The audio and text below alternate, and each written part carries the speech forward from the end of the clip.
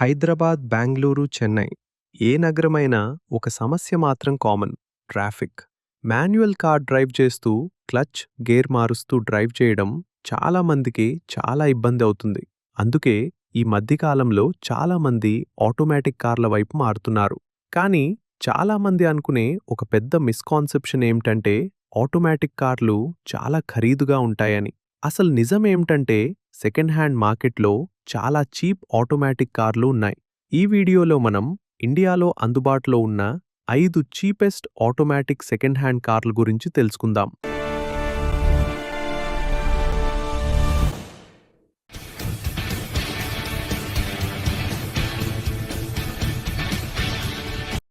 మన ఛానల్లో second hand కార్లు కొనాలనుకునే వారికి గైడెన్స్ ఇస్తాం. అలాగే మీ కారు త్వరగా అమ్ముకోవాలనుకుంటే కూడా మా ఛానల్ ద్వారా హెల్ప్ చేస్తాం. ఇంకా ఆలస్యం చేయకుండా మన లిస్ట్ మొదలుపెట్టేద్దాం. Maruti Suzuki Alto K10. ఇది ఇండియాలో చీపెస్ట్ ఆటోమేటిక్ కార్లలో ఒకటి. సెకండ్ హ్యాండ్ మార్కెట్లో ఈ కారు సుమారుగా 3 లక్షల నుంచి 4 లక్షల వరకు దొరుకుతుంది. ఈ కార్లో 1 లీటర్ పెట్రోల్ ఇంజిన్ ఉంటుంది మరియు మంచి మైలేజ్ కూడా ఇస్తుంది. సాధారణంగా 20 కిలోమీటర్లకు పైగా మైలేజ్ వస్తుంది.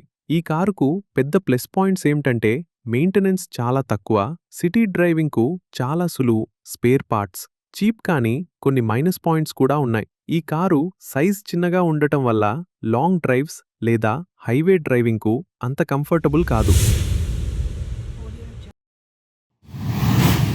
మారుతి సుజుకి సెలీరియో. ఇది ఇండియాలో చాలా పాపులర్ ఆటోమేటిక్ హ్యాచ్బ్యాక్.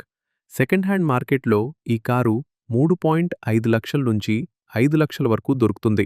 సెలీరియో యొక్క పెద్ద అడ్వాంటేజ్ ఏమిటంటే ఇందులో ఉన్న AMT గేర్ బాక్స్ చాలా స్మూత్గా ఉంటుంది. అలాగే ఈ కార్లో మంచి స్పేస్ ఉంటుంది, మంచి మైలేజ్ ఉంటుంది, సిటీ డ్రైవింగ్ చాలా ఈజీ. ఈ కారు సాధారణంగా 20 నుండి 22 కిలోమీటర్లు ప్రతి లీటర్ వరకు మైలేజ్ ఇస్తుంది. కానీ ఇంటీరియర్ క్వాలిటీ కొంచెం బేసిక్గా ఉంటుంది. అయితే బడ్జెట్లో ఆటోమేటిక్ కార్ కావాలి అనుకునేవారికి ఇది ఒక మంచి option. Hyundai grand i10 automatic. Second hand మార్కెట్లో ఈ కారు 4 లక్షల నుంచి 6 లక్షల వరకు దొరుకుతుంది.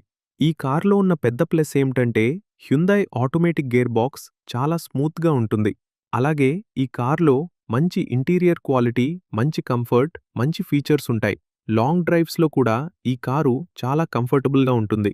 కానీ ఒక చిన్న మైనస్ ఏమిటంటే మెయింటెనెన్స్ మారుతి కార్ల కంటే కొంచెం ఎక్కువ. అయినా కూడా కంఫర్ట్ మరియు ఫీచర్స్ కార్స్ కావాలి అనుకునేవారికి ఇది మంచి చాయిస్. మన లిస్ట్లో 4వ కారు మారుతి సుజుకి వ్యాగనార్. ఇది ఇండియాలో చాలా సంవత్సరాలుగా family favourite car. Second hand మార్కెట్లో ఈ కారు 3.5 లక్షల నుంచి 5 లక్షల వరకు దొరుకుతుంది. వ్యాగనార్ యొక్క పెద్ద ప్లస్ ఏమిటంటే ఇందులో చాలా మంచి హెడ్ రూమ్ మరియు స్పేస్ ఉంటుంది. టాల్ బాయ్ డిజైన్ వల్ల ఈ కారు లోపల కూర్చోవడం చాలా కంఫర్టబుల్. అలాగే మంచి మైలేజ్, తక్కువ మెయింటెనెన్స్, మంచి రీసేల్ వాల్యూ ఇవి కూడా పెద్ద అడ్వాంటేజెస్. కానీ డిజైన్ మాత్రం కొంచెం బేసిక్గా ఉంటుంది. అయినా కూడా ఫ్యామిలీ కోసం ఆటోమేటిక్ కారు కావాలంటే ఇది మంచి ఆప్షన్.